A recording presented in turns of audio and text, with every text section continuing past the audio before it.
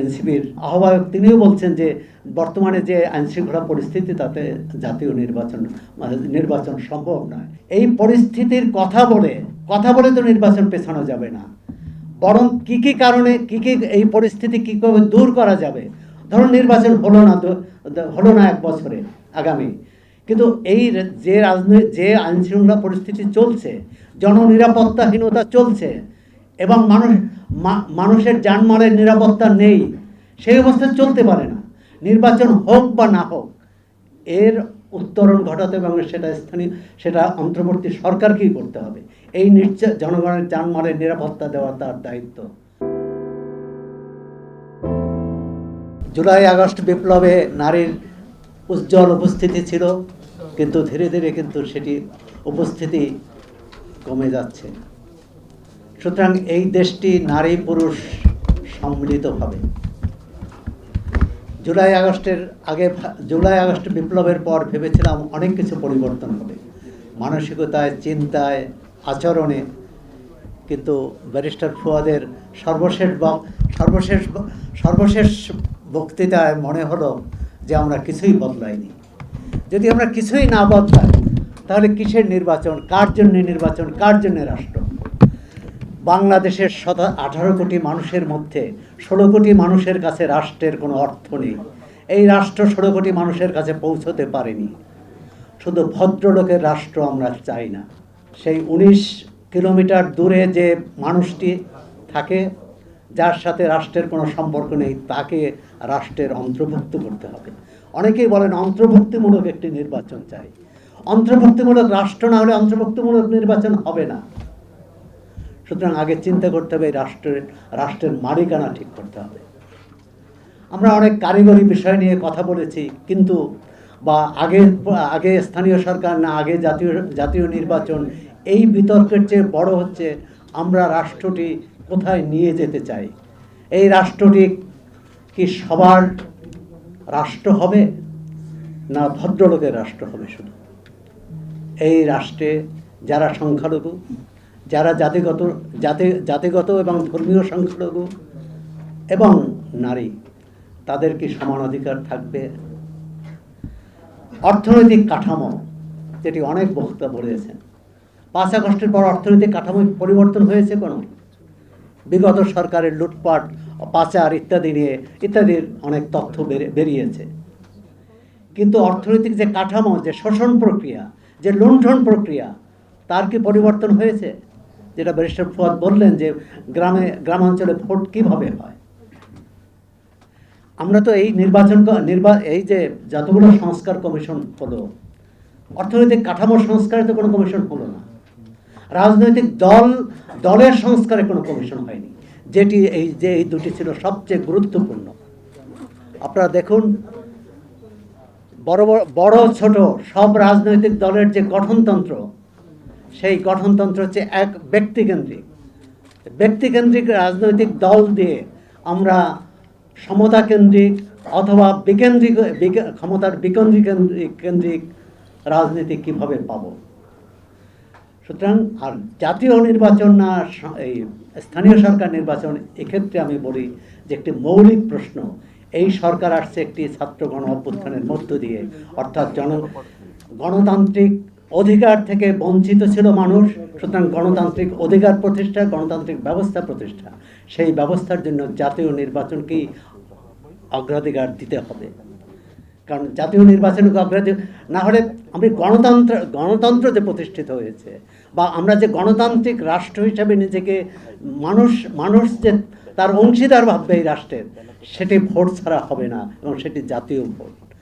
কারণ স্থানীয় সরকার নির্বাচন, আপনার যে প্রশ্নটি এসেছে, বাংলাদেশে যত অনির্বাচিত সরকার এসেছে প্রত্যেকে প্রথমে স্থানীয় সরকার নির্বাচন করেছে, যে তারা একটা ক্ষমতা কাঠামো করেছে, তারপর দল করেছে, তারপর সেই দল দিয়ে জাতীয় নির্বাচনের কথা বলেছে।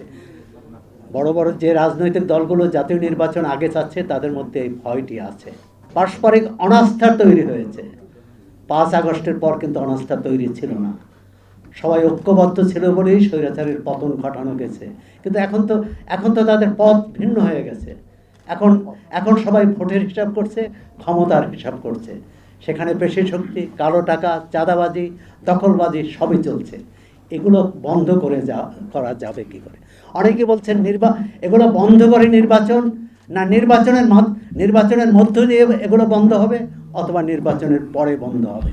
আমার মনে হচ্ছে এই ব্যাপারে আমরা যদি এটি ধরে নেই যে রাজনৈতিক দলগুলোই জনগণকে প্রতিনিধিত্ব করে, সেটি নতুন পুরাণ সবাই মিলে, সুতরাং রাজনৈতিক দলগুলোর উপর আস্থা রাখতে হবে। অন্তর্বর্তী সরকারের সঙ্গে রাজনৈতিক দলগুলোর এক ধরনের অনাস্থার সম্পর্ক তৈরি হয়েছে।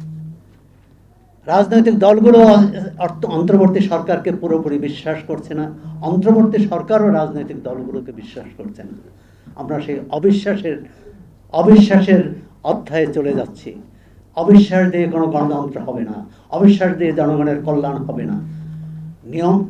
অনেকেই বলেছেন এই মুহূর্তে যে রাজনৈতিক পরিস্থিতি এবং এনসিপির আহ্বায়ক তিনিও বলছেন যে বর্তমানে যে আইনশৃঙ্খলা পরিস্থিতি, তাতে জাতীয় নির্বাচন সম্ভব নয়। কিন্তু এই পরিস্থিতির কথা বলে তো নির্বাচন পেছানো যাবে না, বরং কি কারণে এই পরিস্থিতি কীভাবে দূর করা যাবে। ধরুন নির্বাচন হলো না 1 বছরে আগামী, কিন্তু যে আইনশৃঙ্খলা পরিস্থিতি চলছে, জননিরাপত্তাহীনতা চলছে এবং মানুষের জানমালের নিরাপত্তা নেই, সেই অবস্থায় চলতে পারে না। নির্বাচন হোক বা না হোক, এর উত্তরণ ঘটাতে এবং সেটা অন্তর্বর্তী সরকারকেই করতে হবে। এই জনগণের জানমালের নিরাপত্তা দেওয়া তার দায়িত্ব। কারো মনে হলো কারো বাড়িতে যে একদঙ্গল লোক নিয়ে যে এই বাড়ি দখল করতে হবে বা এই বাড়ি লুট করতে হবে, এটি তো মেনে নেওয়া যেতে পারে না।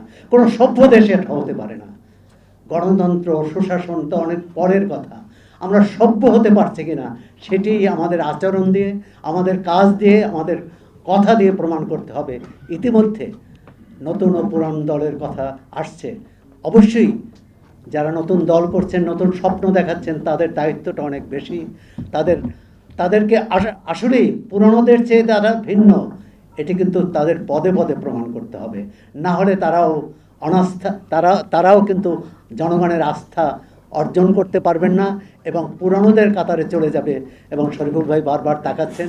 ধন্যবাদ আপনাদের সবাইকে, শুভেচ্ছা।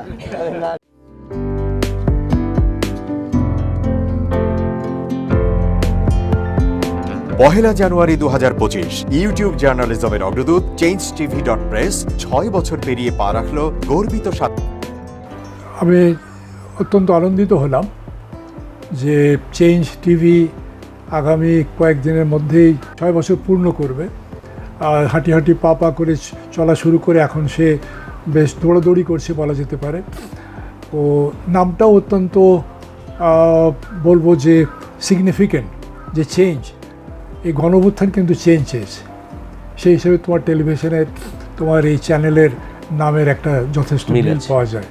আমার প্রত্যাশা যে এই গণঅভ্যুত্থানের যে প্রত্যাশা, যে আশা আকাঙ্ক্ষা, চেঞ্জ টিভি সেটিকে এগিয়ে নিয়ে যাবে। তোমাকে শুভেচ্ছা। চেঞ্জ টিভি যারা সম্পৃক্ত আছেন, যারা কর্মী আছেন, সামনে পেছনে সকলকে আমার শুভেচ্ছা। changetv.press, এক ফোঁটা হলুদও নেই। Online TV channel change TV 6 বছর ধরে ওনারা কাজ করে যাচ্ছেন। ইতিমধ্যে জনগণের হৃদয়ে স্থান করে নিয়েছেন।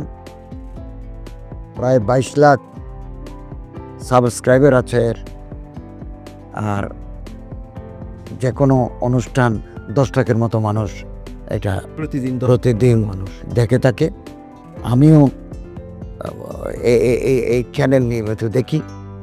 তো চেঞ্জ টিভির পক্ষে আমিরুল মোমিনিন মানিক সাহেবের উপস্থাপনা, প্রশ্নের ধরন, এগুলো জনগণ দেখতে চায়, শুনতে চায়।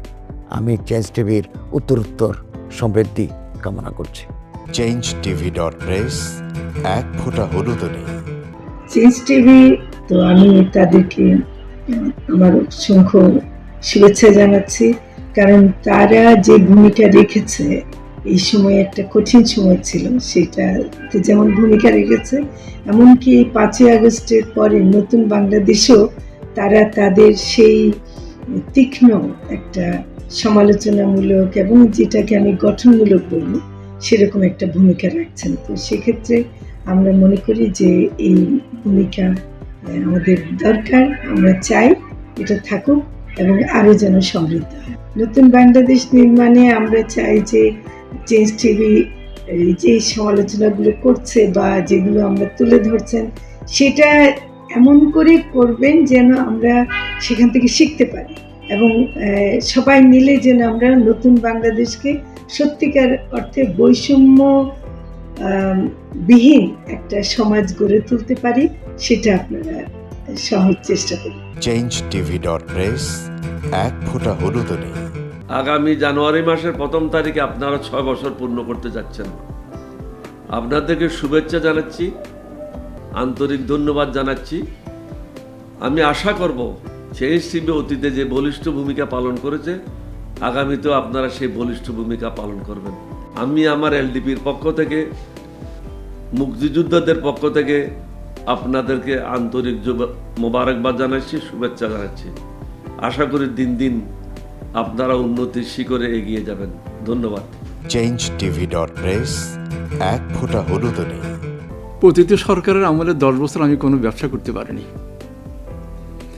আমার ব্যবসা বন্ধ করার জন্য যত রকম দরকার সব কাজই করেছে, শুধু একটাই বাকি রেখেছে, আমি গুটিয়ে নিয়ে যাইনি। নয়া দিগন্তর মাধ্যমে যাদেরকে আমরা চেষ্টা করেছি সার্ভিস দেওয়ার জন্য, এরা আমাদের অনেকেই খোঁজখবর রেখেছে, ব্যস্ততার জন্য হয়তো দেখা সাক্ষাৎ হয় না, কিন্তু আমি একজনকেই পেয়েছি। তিনি হলেন চেঞ্জ টিভির আমিরুল মোমিন মানিক। উনি এক সময় দিগন্ততে ছিল, সেই হিসাবে আমাদের জানাশোনা ছিল। ওনার একটা ইন্টারভিউতে আমার খুব পছন্দ হয়েছে, সেজন্য আমি ওনাকে 10:30টার সময় ফোন করেছি। উনি উত্তরে বললেন, গলাটা খুব পরিচিত, প্রথমে হয়তো নামটা বুঝে সারেননি, আমার নামটা খেয়াল করতে। আমি সাথে সাথে নাম বলেছি এবং বলল যে 3 দিনের মধ্যে আপনার সাথে আমি দেখা করব। ওনার কমিটমেন্ট অনুযায়ী সেইভাবে এসছে এবং উনি বলছে আপনার যত দুঃখের কথা সব বলেন, আমি প্রচার করব। আমি সত্যি সত্যি ওনার কাছে খুবই কৃতজ্ঞ।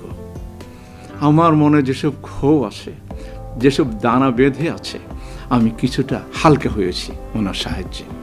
আমি চেঞ্জ টিভির উত্তরোত্তর সমৃদ্ধি কামনা করি এবং ভবিষ্যতে যেন আমার মতো একজন নাম না জানা লোককে চেঞ্জ টিভির সামনে এনে তাকে যেন উদ্বুদ্ধ করে। changetv.press এক ফোঁটা হলুদও নেই।